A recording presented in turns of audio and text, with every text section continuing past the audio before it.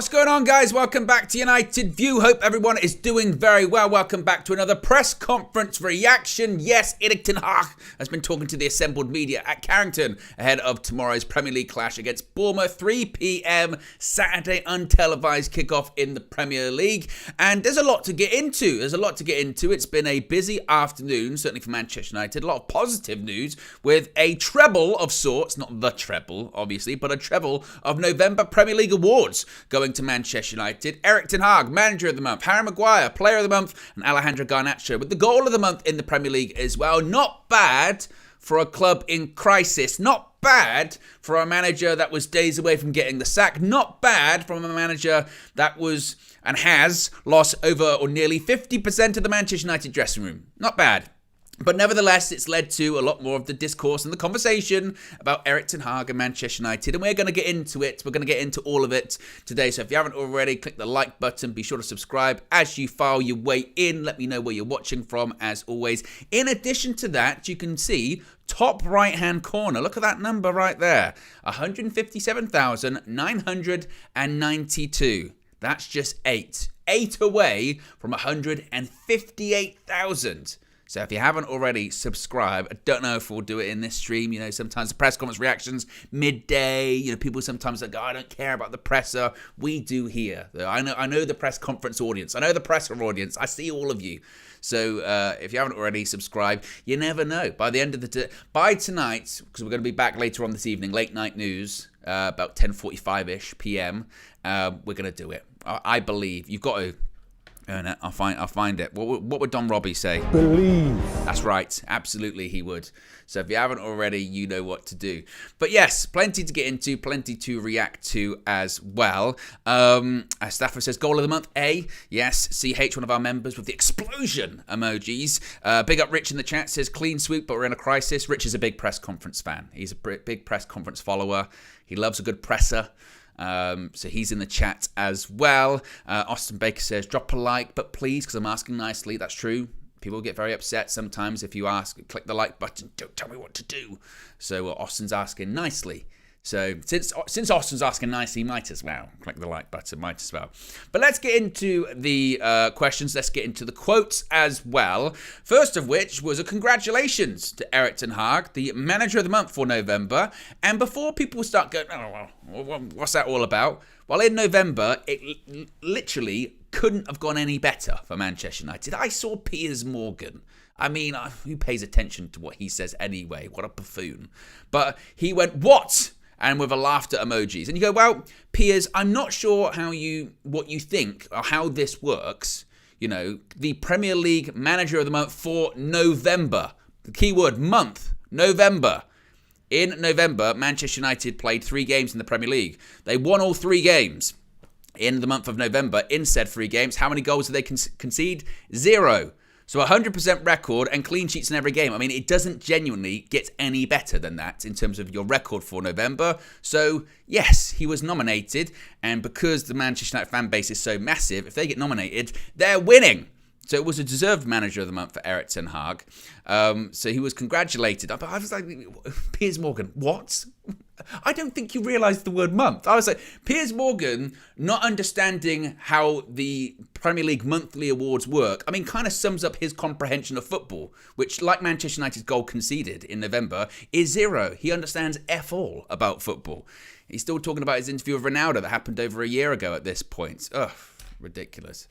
But people disagree. I mean, people might disagree in the chat. Real Killer says joke that he won though, but it really isn't. That's the weird thing, is that I've seen that narrative on how can he win? What more would he do in November? What more could he do in November? If you're looking at wins, goals conceded, it was the best record. He had the best record in November, therefore he's Manager of the Month. I find the narrative around that, and we'll get into the narrative later on, very strange. But yes, he was congratulated on winning the Player of the Month, Harry Maguire, winning... Erik ten Hag winning Manager of the Month, Harry Maguire winning Player of the Month, and then Erik ten Hag chimed in, and the Goal of the Month as well. But the follow-up question about that was, you see Maguire with his award. McTominay gets 2 goals on Wednesday against Chelsea. They've really turned their careers around, haven't they? And Ten Hag said, quote, "I think we have a squad, and in the squad there is internal competition. If you want a successful season, you need more than 11 players. Finally, in every season, it will turn, and in every season, it's what is the best team. They are here, they are great players, and they played into the team. That's what you expect from every player. There has to be dedication to aim for this." And call me crazy or anything like that. Call me nuts. But I did kind of feel like there was maybe some subtle messages, shall we say, because I felt that maybe it's not coincidental that the day after a report comes out, maybe about certain players going to the manager and asking for, less training sessions or lighter training sessions or more time off, or just maybe some gripes about training sessions, if you will. Then he puts in there that, to get into the team, you have to work hard. And if you're not playing well, you have to work harder to get back into the team. That's basically how it works. There's no quick fix. And I think this is what's weird, isn't it, with Harry Maguire and Scott McTominay. I don't change my mind from the summer with them.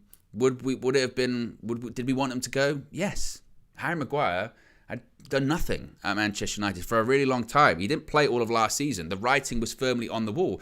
And let's be honest too, had it not been for a bit of opportunity, luck and circumstance, he still probably wouldn't be in the Manchester United team today. Had it not been the reoccurrence of Lisandro Martinez's foot injury and Rafael Varane getting injured a couple of times, Maguire wouldn't have found his way back in. And in addition to that, Luke Shaw going down with an injury because he would have played at centre-back as well. But one thing you have to give him credit for is that he found himself in the team, he was consistently available, and he took his opportunity. And the last 3 games or so, significantly, he's been one of our best players on the pitch. Against Newcastle, where we were awful, worst performance of the season, he was our best player that day, I felt, him along with Luke Shaw. Wednesday night against Chelsea again, he was excellent. He played a role in the goals as well, both of them. With the first goal, he found himself in the box. Second goal, passes the ball out to Reguilon. So, and does that change my long-term opinion about Maguire and his future? Would I want to see him get offered a new contract? No, I wouldn't want to see him get offered a new contract, because I still think longer term, you need to still be looking for the right profile of player. And how old is he now? 29, 30? If he's going to get a new contract, what's it going to be? Like a 4-year deal? Is that the right thing to do? Probably not. It's come to a natural conclusion, a natural end.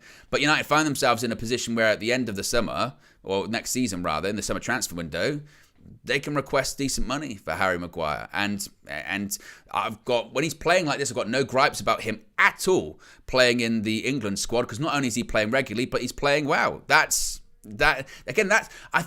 all people have ever wanted. Certainly myself. Maybe I can speak for myself. I can't speak for everyone else. But that's all I've ever wanted from him. As we've always said, when it comes to certain players, the real way to win people over, performances. It's all about performances, all about putting in positive performances, and that's what Maguire's done. So a credit to him, certainly. And McTominay's a bit more of an enigma, isn't he? Because he still, throughout this period where he has been scoring goals, you still can't really say, has he been playing amazingly well? Well, maybe not really. He still goes through games, and is he offering a lot in terms of midfield play? Is his passing good? Is his touch is very good? No, but he scores. And when you're doing it that frequently and you're finding yourself in that position over and over and over again to get those opportunities, after a while, it's no longer a coincidence. That's probably his best feature, realistically, and he's doing it for his country as well.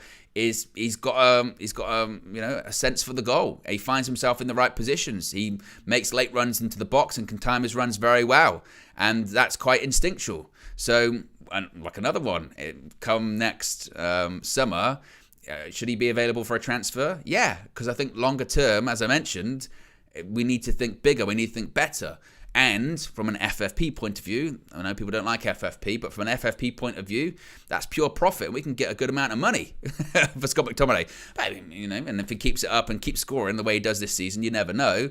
But you can't fault good performances and delivering at a time which we're not scoring many goals in the Premier League, or other players aren't. McTominay is, and Maguire's putting in positive performances and not conceding in the Premier League as well. I go back to the Manager of the Month award for Erik ten Hag. 0 goals conceded in November. 3 games played, 3 games won. And people go, but the opponents. So? So just because they may be inferior to Manchester United. This is the weird contradiction. So you talk about standards. People go, oh, standards in the mud. You beat the teams you're supposed to beat, and then people go, oh yeah, standards in the mud. How does that work? I think there does really seem, and I have noticed this, like a reluctance to give Manchester United just any credit. And I do think that maybe does stem from the media narrative surrounding the club, that it kind of infiltrates the mindset and the way of thinking. And that's not to give a blanket, oh, Manchester United are fine, we're great, because there are massive problems at the club and we're still not playing amazingly well. But call me crazy, but as a fan, when you win, you're allowed to be happy. That's not, I know I'm going hot take. I know I'm going out on a mad one here, but if you win a game, you're allowed to celebrate. Yeah, don't let the celebration police arrest you, and don't let them, infiltrate your mind. Certainly, and this is the really good question, and I'm really glad this was brought up in this press conference. So you answered this on Wednesday, Eric, but there was talks of a crisis at Manchester United, a big crisis going on. You now find yourselves 3 points behind Manchester City. Does the narrative need to change? And I sat there. I was like, good. I'm glad someone's asked that question. Now, you can argue it's the height of hypocrisy because the people in that room have fostered that narrative that's against Manchester United at the moment. But I'm glad that it's asked, and I'm glad that Erik ten Hag can speak out on the topic. And Ten Hag said, quote, so we know where we are going, and we had our setbacks, especially at the start of the season. Things went against us with injuries, decisions, and sometimes you find yourselves in such a place. You see the character of the team. We are in a better place, better form. The performances are increasing. We are performing as a team and as individuals. You have to be sharp in every game. This league is very competitive, and you see it in results this week. Everyone kills everyone. And I'm glad that he said that. I am really, really glad that he said it. I said it on the Full View on Sunday. I said it on Matchday Reloaded yesterday, is that the Premier League and football in general is a strange and funny game.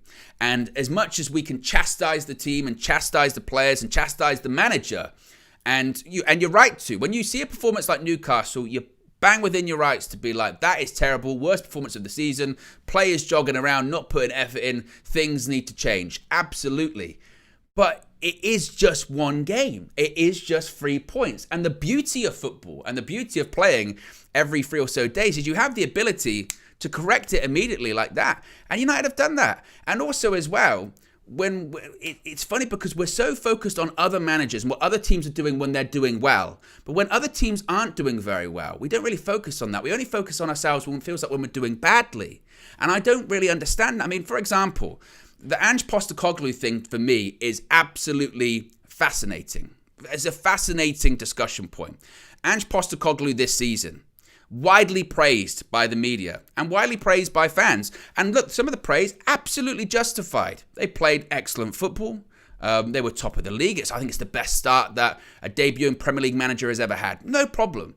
But at the time, and I mentioned this on quite a few shows, I was reluctant to really jump up aboard that train. I said he's a good coach, but hey, there's plenty of the season to go. We're not even in 2024 yet. There's so much time to go, plenty of games to play, and plenty of things to happen. And look what's happened. He won Manager of the Month multiple occasions, but currently right now in the Premier League, they're 5th. They're on 27 points. They've won 8 games. Look at Manchester United at the moment. We're a position behind them, but we're level on points. We've won more games than they have this season. We've got 9 wins. They've got 8. Whereas you compare the managers, Erik ten Hag, widely criticised by the media for even stuff that's got nothing to do with football. The way he talks, the way he looks, his personality, his charisma. And he's facing the sack. He's lost the dressing room. There's no improvement. And yet, he's also just won Manager of the Month after winning every Premier League game in November without conceding a goal. So my point is exactly the same as what I've been saying recently, is that don't let this sort of negative media narrative fool you.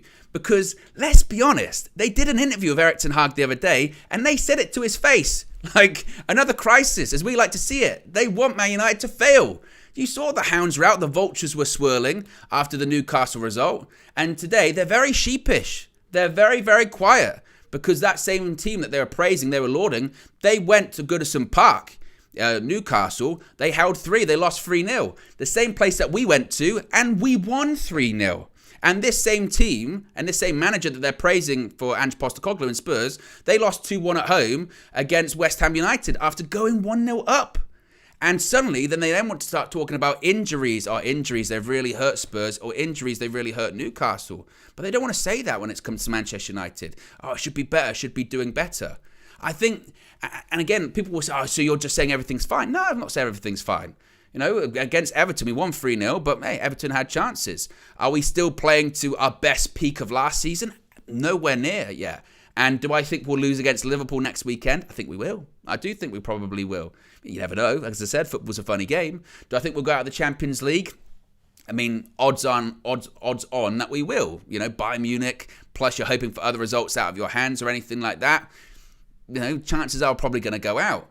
But at the same time, that doesn't mean that you can't praise getting results on the board, getting points on the board. And there has been, as much as people won't want to talk about it, there has been steady improvement over the last couple of months. There has, in performances, particularly in the Premier League. And that's when I just sort of, go to, when it comes to the media and when it comes to the narrative and when it comes to how terrible they're telling you that we are, maybe just take a step back and go, actually, what's in their best interest? Do they really actually care? Or do they just want to tell us how bad Man United are? So we went into that game against Chelsea on Wednesday, and if you listen to the media and if you listen to certain pundits, you would have thought that the clubs were in opposite positions. Chelsea are the ones that were sixth in the Premier League and building towards Manchester United, bottom half of the table, terrible rubbish, right? And I don't know, for me this season, it's becoming more and more and more apparent for me. And I say that in sort of preparation for next week. Be careful, because it will happen again next week. Because when next week doesn't really go in our favour, and again, probably they won't, and I know that's been quite defeatist, but it's just kind of the odds, isn't it? Probably it won't. The conversation will start again. This Manchester United team hasn't improved. We're in crisis. Erik ten Hag, get him out. The manager's a fraud. He's this, that, and the other. Then get a couple of positive results and things are okay again. Because that's how football works. That is, and particularly in this league right now, it's immensely competitive. Ten Hag said it in his press conference today. Everyone kills everyone in the Premier League, and it's true. That's why I was almost so confident that Newcastle were going to go away to Everton and probably lose. That's why you looked at Spurs, even playing at home against West Ham, you go, I'm probably going to, I don't know. I think they might lose that game because it's the Premier League. And that top, shall we say, 10... apart from sort of the teams that are chasing the title and they tend to pull away fairly fast. When you're talking about the teams going for sort of 6th to say he's 3rd, it's whoever is the most consistent out of an inconsistent bunch. And that's what it's going to be for the remainder of the season. So it's not to say that things aren't terrible and things aren't bad and there aren't problems, but it doesn't mean the sky's falling. Every day's a crisis, certainly at Manchester United. Biggie Third with the Super Chat says, you haven't changed your mind about Maguire and Scott in the long term, but we are to believe Ten Hag has turned things around based on one good performance. Well, this is the thing, Biggie Third, that I think you might be missing my point when it comes to this as well, is that I'm not saying Manchester United are completely turned around after one performance. I'm talking about the last, 5 or 6 weeks, realistically. I mean, again, we won 3 games. We won all of the games in the Premier League in November. That Galatasaray game, had it not been for the goalkeeper dropping 2 stinkers, we'd have probably won that game as well. Even the game against Copenhagen, stuff didn't really go our way that day.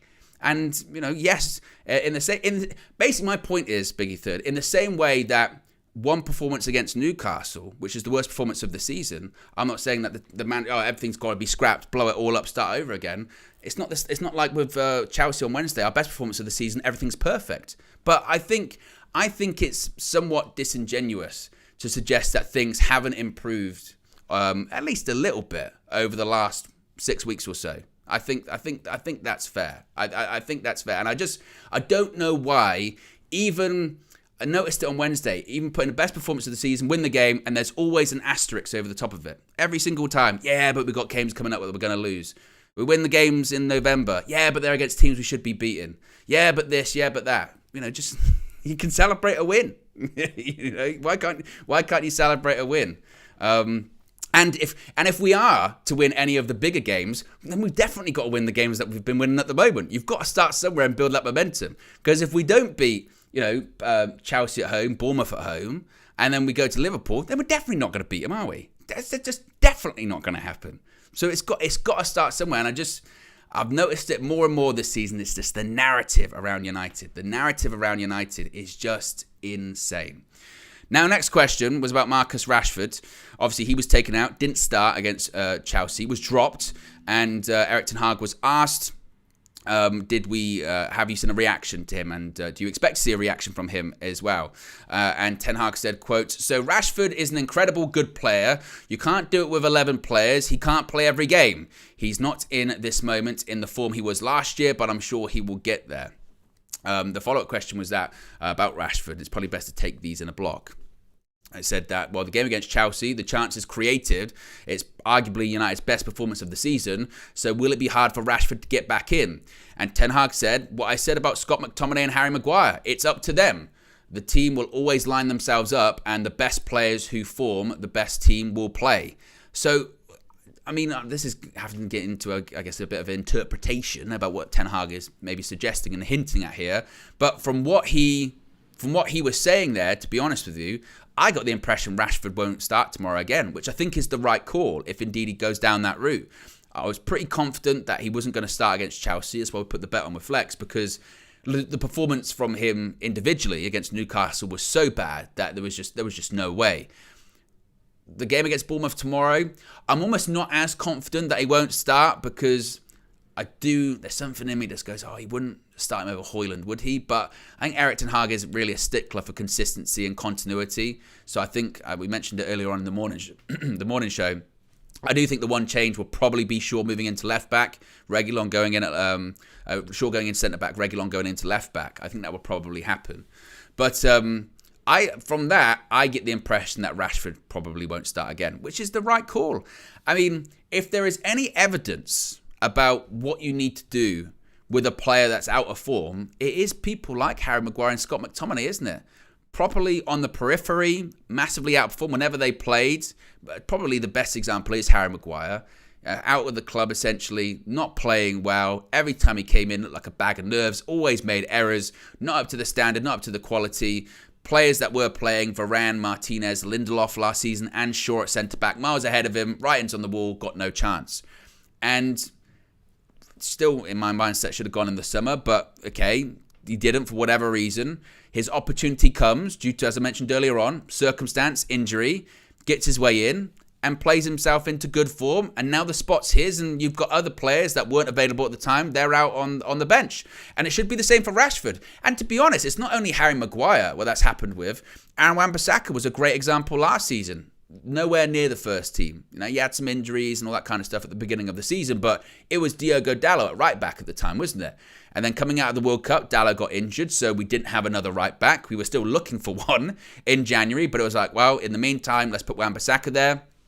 And then, sort of from January onwards, he was the starting right back for Manchester United last season.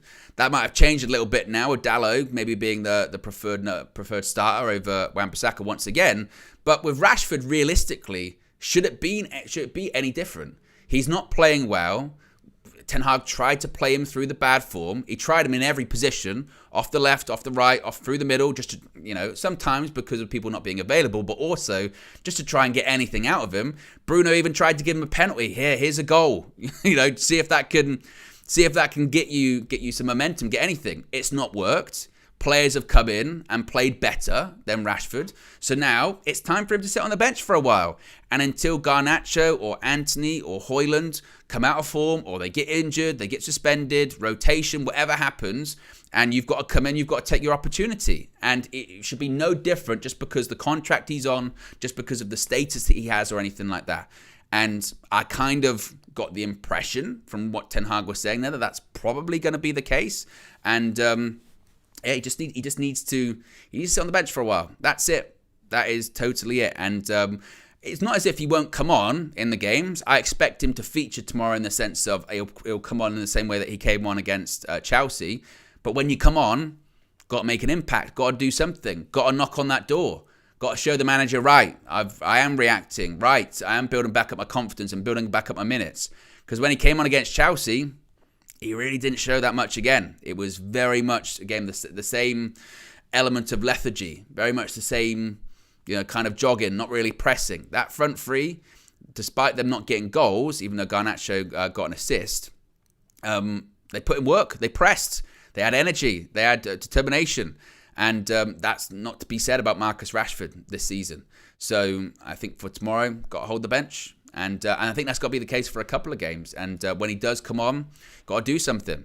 What are people saying in the chat here at the moment? John James says, I'm hoping Rasmus starts as he contributes to the way we're able to press a lot more than Marcus. Big up Rich in the chat says, speaking of which, who is our player of the season so far? Well, you can answer that in the chat, certainly. There you go. Rahad says he needs to hold bench for a good few games. I would tend to agree at the moment. What else are people saying? Got to scroll up at the moment. Stephanie says 82 likes. We've got over 400 people watching now. We're actually at 90 likes, but still not 100. So if you haven't already, click the like button. Be sure to subscribe as well. Bottom right hand corner. Again, only 8 away from 158,000. Jonathan E says, really insightful article by Laurie Whitwell on Rashford. I did see that from The Athletic this morning. It's kind of more of a sort of an analysis, sort of opinion piece on Rashford. And kind of, to be honest, what I was just talking about there, where Ten Hag has dropped players or players that weren't really featured, one on the periphery, Maguire, McTominay, and seen reactions from them. And now Marcus Rashford's in the same position, and you've just got to see the reaction. And if he doesn't react, then he's going to be sitting on the sidelines for a while. I thought it was really an interesting piece, certainly, as well. And Ed also says, make the big statement and keep Marcus out till the new year. Or just, to be honest, just keep him out until he starts playing well. Even if he starts the odd game here or there because of rotational purposes, at this point in time, Marcus Rashford's preferred positions on the left-hand side, that spot in the starting 11, that first starting left-hand-sided winger, that's Alejandro Garnacho. And the reason that's him is because of not only the goals that he's been scoring recently, Everton, Galatasaray, but also the assists he's been getting as well, creating, and also his defensive work, because, as Ten Hag likes to say, 11 attack, but also 11 defend. And he absolutely does his defensive work and helps out his fullback, whether it's Shaw, Reguilon, or whoever's playing there. And that's is not only to be said about Rashford not contributing goals and assists, but it's also to be said about him not actually supporting defensively as well. So it's complete in totality, isn't it, with him? And then on the right, Rashford doesn't look comfortable on there anyway, but Anthony had one of his best games in United shirt. And I know that bar's low, but he did that against Chelsea, and he should be rewarded and continue for that, certainly. Next question to Ten Hag was about Bournemouth, saying that you've never lost to Bournemouth. How important is it to continue that confidence? And Ten Hag spoke about Bournemouth. He said, quote, I think they have very good form. Bournemouth, we have seen them. It's a very good side, very good constructed, capable players. Again, you have to play your best. Everyone is killing everyone. You have to be 100% ready as a team for that game. That's our job to do to get there. And I mentioned this in the preview yesterday, and that's kind of one of my worries about tomorrow's game, is that because next week is so big, it's the Bayern Munich game, our Champions League future will be confirmed, and also that Liverpool game as well. And it's just natural, isn't it, to be looking ahead to that week thinking, difficult week. What are we even going to be talking about this time next week? What's the narrative once again going to be this time next week? And you have to be wary that you don't overlook a team that is in actually really good form. I think they've won 3 out of their last 4, something like that.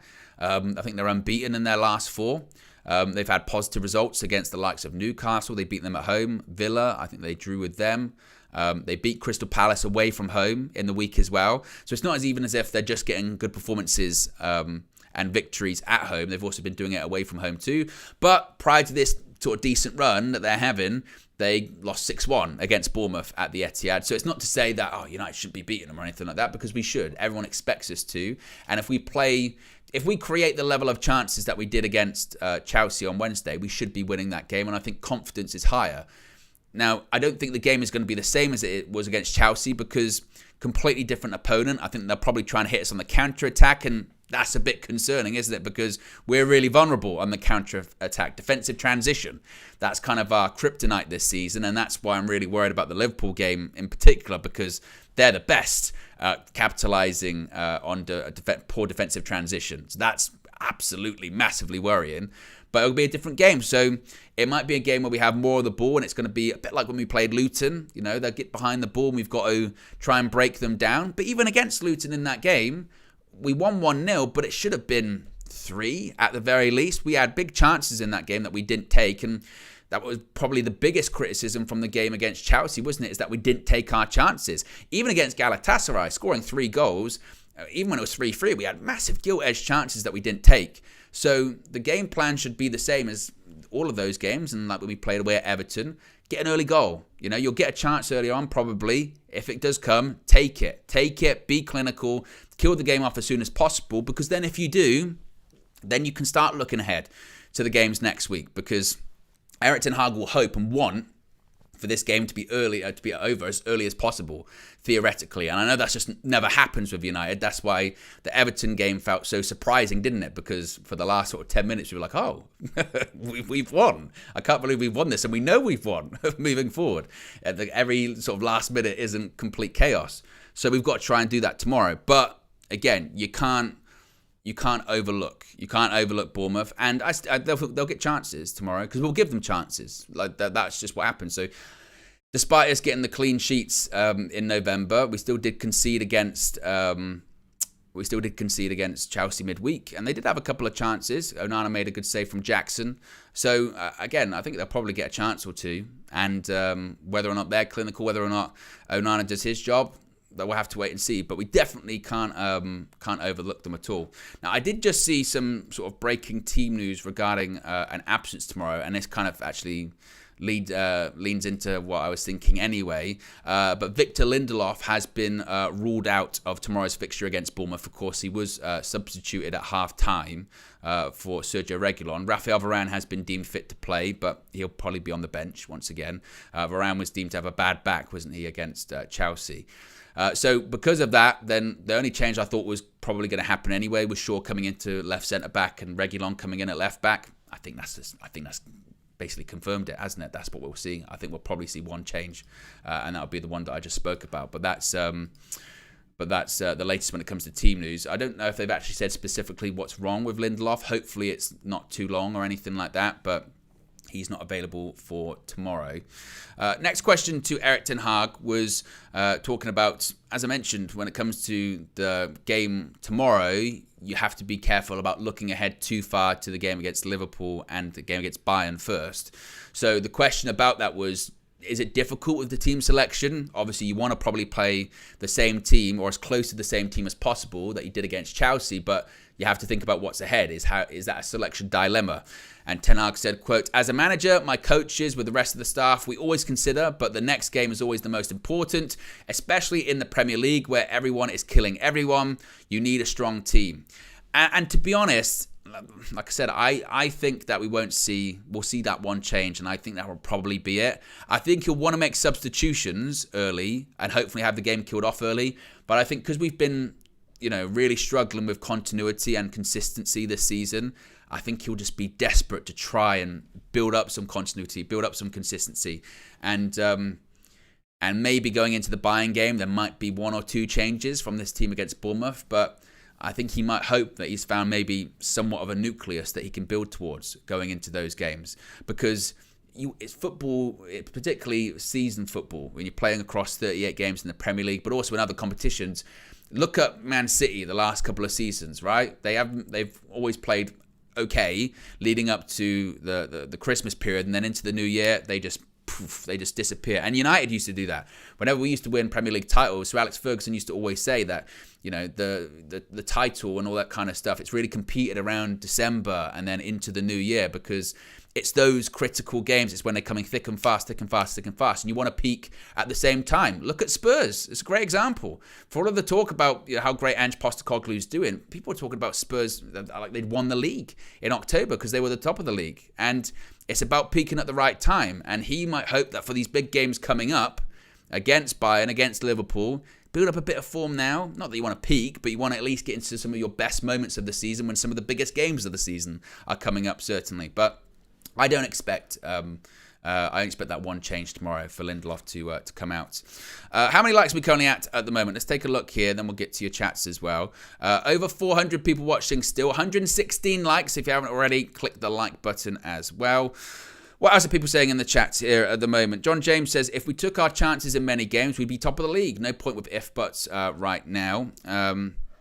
Messamoof says, it's not about chances. Scott could have had 4 on that basis. The issue is, why are we 2 against 1 multiple times? Well, the thing is with that, and that's a valid point with goals scored, and that's been a problem for us in the Premier League this season. Actually, goals conceded really hasn't been our problem. It's goals scored. And people would point out, yet again, on Wednesday, the front three didn't score, even though they created more. I still would be more concerned if we weren't creating those chances. I do have faith that as long as we keep creating those chances, it will come. It will come and it will click. I think for Højlund in particular, and I think tomorrow's a really big game for him tomorrow, because I think that there will be chances made for him. I think with that front three, their instincts are more to find the striker as opposed to go for individual glory. I think you see with Alejandro Garnacho, with the assist that he's got recently, he's always trying to just get balls in the box, whether it's on the right foot with like McTominay's second goal, or sometimes he'll just go past on the byline and try and whip it in with his left foot. Anthony, we know he's going to cut inside. I would prefer for him more, to try and use his right foot, but I guess we just know that isn't going to happen. But again, he's almost better in a possession-based system, isn't he? So I do feel more confident that Højlund will get chances. But you are right, it's about taking those chances, and that's what we need to do. But at the same time, I do think that I'd be more concerned if we weren't creating those chances. And the fact that we are, once again, implies that there is at least some sort of steady improvement there as well. We've got Minna in the chat. Big up, Minna. Says big up, everyone. I believe, was Minna on the road to 2K? You can let me know in the chat, Minna, what you're on at the moment. If you haven't already, go subscribe to Minna's channel as well. And what else are people saying too? Well, the question is, why is KG the comedian calling me? KG the comedian, you're live on United View. I know. What have you got to say? What have you got to say? What have you called him for? Just check it in. Now, I'm calling in to say hi.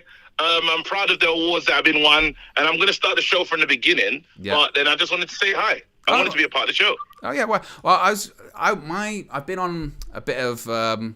Actually, no, you weren't there on the full view. I think this is why. This is why I needed you. I needed you on Sunday, and I tell you why. Because I said on Sunday, I said it's crazy. Football's a funny game, and I know it's the worst performance of the season. We didn't play well, but look, it is one game, and if we win on Wednesday and Newcastle lose, hey, we're a point ahead. And the eye rolls I got, KG, the eye rolls of no, and all that kind of stuff. And I said it after Matchday Reloaded yesterday. I go, football's a funny game. I went, Spurs, they might play. They're playing West Ham, difficult game. Newcastle going away to Everton. They don't play well away from home. And I'm just sick of the media. I'm sick of the narrative, is what I am. I'm so happy that you're doing this. And you know what? It's like something, your sixth sense that told me to call you. Because the narrative stinks. It's ugly, and they keep getting away with it. And I want to be put under the same cosh. Imagine the guy that's in a crisis just won manager of the month. Explain that. Yeah, and also the manager that apparently won the league in October, Ange Postecoglou, we're on the same amount of points with. We've actually won more games than Spurs this season. They haven't won a game in 4. If that happened in the Premier League, or was it in 5 now, I think it is. It doesn't matter, because if that happened with Erik ten Hag, he'd lose his job. But Ange Postecoglou's got charisma, so it's all right. And he says made a lot and good eye. Yeah, it does stink, doesn't it? It does stink. It absolutely does stink, and I'm glad that we're finally, as a fan base, we're getting a bit smarter. Because we haven't been. We've been. That video is the closest video to the truth when he says, "Yeah, we like it when you lot lose." Yeah, crisis. That we video, like to see. we love a crisis at Man United. Absolutely, And now you can fully see it because there's no, as you said, with Poch, I can't believe what Poch is getting away with. Yeah, I can't believe it. And had he been the Man United manager, they would be killing him. They'll say he's living off the Champions League final was in years ago, or he's living off something he did at Spurs a long time ago. Is he still that player? Is he still that person? You know, like when a signing goes to Manchester United and all of a sudden they start looking at them under the eye of the needle. I remember when pundits were telling us Ten Hag will be the best appointment for Man United because he has some experience, he's good with... Now, all of a sudden, as soon as he gets to us, they're rubbish. Yeah. Immediately, they're rubbish. Yeah, and also as well, like the stuff that he did do last season, you know, got the trophy, cup final, third place without a striker, means nothing. Means nothing because Ange Postecoglou came in and the media really like him. And don't get me wrong, Ange Postecoglou had the best start a manager's had, but that was October. Like why do we do this? Why do we do this every time? And again, like the Newcastle game, it is one game, and like, you know, I know the table lies and all that kind of stuff. And don't get me wrong, next week we'll have the same conversation because we're probably going to go out of the Champions League and we'll lose against Liverpool. But then it'll be get rid of the manager, blah blah blah. And it's just like, I don't know. There's a lot. We can't fall for it. I think the key thing is we can't fall for it. I woke up today with a feeling of Man United. We have to, like, there's a high possibility we will lose to Liverpool, right? And we'll go out of the cup. Yeah. But we can't fall for it. We're a team that's in a journey. We're a team that it takes a while to build. If Pep can't fix his defense after signing everybody, Gavardio, Stones, how much is that defense? And they're still having problems. They're still leaking goals. Yeah. So at the end of the day, it's gonna take time. I know how much time does he need. We just have to, again, this is part of the process. Now you've got the new guys that are around. They're walking around Carrington. Dave Brailsford, Sir Dave Brailsford. And what do you call it? Was it Jean? Yeah, Jean-Claude Blanc. Jean-Claude Blanc. By the way, got a bone to pick with everyone. Did you hear our manager call Regulion? Did he actually? Yes, he did. But that doesn't make it right, KG, because that is the wrong pronunciation. Are we both wrong? I believe so. Well, I heard him say it. I was like, bloody hell. I just want to say you're doing a great job, though. You don't get your flowers a lot, Owen, but you're doing a great job. I'm actually looking forward to starting this, what do you call it? You know, I always watch the presser videos. These are my favourites. You're a fan of the press conference, fan of the anger, fan of the internal rage that comes out. Hold on. Was Sam Luckhurst allowed back in today? I believe the band journalists were back. Well, I know Rob Dawson was definitely there because he posted on Twitter that he was back at Carrington. Now, I don't know about Samuel Luckhurst. I don't know. But Samuel's back in. They can't do one rule for them, and that's not fair. So Samuel's back in. But I mean, hope they learn from that. There was a report this morning that was quite interesting. Came from the Mail. It was actually from last night, and it was talking about how Ten Hag had sort of pushed back at some of the players' requests for a lighter training schedule and all that kind of stuff. But interestingly, they included in there. But not everyone in the leadership group had asked him this, and actually, the vast majority of the squad backs him. So you sort of go, actually, I guarantee that line wouldn't have been in there like a week ago. Like, it wouldn't have. They'd be like, oh, who cares? Yeah. But now it's it worked. So his job worked. So his reducer, because all he's done is made them a bit more conscious of when they do tell lies. You know, do the adequate stuff. You know, like that nice little piece there. Well, some of them ask for it, but however, and we don't mind it. Give us the however. So when we're doing our thing, we just know that. So we're not just cussing out because it sets this toxic environment. We turn on the players because we think the players don't want to work hard. Some people turn on the manager because they're sick and tired of the manager already. Like, it plays a part. The media do play a part. Yeah, absolutely. But yeah. Anyway, this was brilliant. Have a nice one. Enjoy the show, everyone. Make sure to like and subscribe. There you go. KG the comedian. Look at that. A nice little KG the comedian cameo that didn't result in me and KG arguing, hanging up, and then getting into some kind of strange social media back and forth that results in me going on his show, saying something, him hanging up on me, and then I have to make a video. That's happened way too many times. I can count with KG, but big up to him. He does love a press conference as well. He's like Rich. He loves a press conference. So there you go. If that's not worth a like, I don't know what is. Certainly. There you go. Where was I at as well? I did that bit about, the selection drama. The next bit I was about, Scott McTominay, with him scoring goals. The question was, how delighted have you been with Scott McTominay, and how surprised have you been when it comes to the goals that he has scored this season? And Ten Hag said, actually, from the first moment I saw, he has a very good smell to make it in the box, and he's a very good finisher. That is not a surprise when we bring it and the way we want to play and get the balls to them, he will finish. Basically saying, if we get the ball in the right place, he'll always be there. And that is kind of what I spoke about earlier on. It probably doesn't offer much in terms of passing, tactics, positioning. But one thing he does do is arrive in the box at the right time. And it's not a coincidence. It's not a fluke when you do it that often. Does it for club and country as well. And at this rate, would we be shocked if he scores tomorrow? He's starting. Absolutely, he's starting. Would we be shocked if he scores tomorrow? Not at all. Not at all. Wouldn't be shocked in the slightest. And I know Rich in the chat will be very happy. I mean, I'm expecting full... Rich he's the founder of the McTominay fan club. He's called him R9, Prime R9 in the box. He came in on the full-time view the other day. I wanted, to be fair, I saw him in the comments and I brought him in. I said, look, you got some criticism for that comment on the full view. Now's the time to come in and defend yourself. And he did. He just went, I'm all for giving people their lap of honour when they deserve it. And Rich got it. He came in the other day. He's now calling him Scott McGoals in the chat too. I've got to rate it. I've got to rate it. No problem. Finally, last question was about Luke Shaw.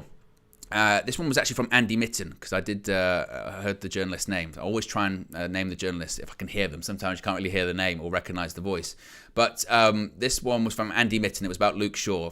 And he asked Ten Hag what he brings to the team and what presence does he have in the dressing room. And Ten Hag said... Siren in the chat. He said, I'll start with the last. I think a lot. He is a player others can build on. He gives belief and confidence to other players. Teammates around him feel comfortable. He will deal with different situations. He will set up, take the initiative, create and strengthen absolutely the team. His presence, his personality, but the skill set with physicality, so strong, technically very good. He is a high-profile player, and we are happy he is back in the team. And look, Luke Shaw, Luke Shaw's a funny one, isn't it? Because he's another one that does get some criticism. And some of the criticism of Luke Shaw, I think, is fairly justified. Been at Man United a long time. Was it nearly a decade at this point? And it's like, how consistent has he been throughout his tenure? There's been a lot of injuries and a lot of setbacks. Some that were really out of his hands. Some that just in different performances and not playing very well. Last season, certainly he was excellent. This season, since he's come back in, I think he's been very good. I think... one thing's for certain, under Ten Hag, I think he's improved immensely in that he's become a very multifunctional player, hasn't he? I no longer just consider Luke Shaw to be a left back. I now consider him to be a left centre back. And actually, when we were getting those news about, Luke Shaw's back in training, he's been back a couple of weeks, I mentioned on several streams like this, actually, what position is Luke Shaw coming back into? And for me, in the absence of Lisandro Martinez, I was leaning more into, I think he should come back as a left centre-back, because seeing his performances there last season, seeing how comfortable he is on the ball and his technical ability and his ability to carry the ball and also just be composed. There's a lot to be said about composure on the ball and experience. He's an experienced player, a very experienced player at this point. He's been playing at the top level, top team for a long time. And... for tomorrow, I want to see him as a left centre-back. I thought he was good on Wednesday in the first half, but then once he moved to left centre-back on Wednesday, I thought he was even better.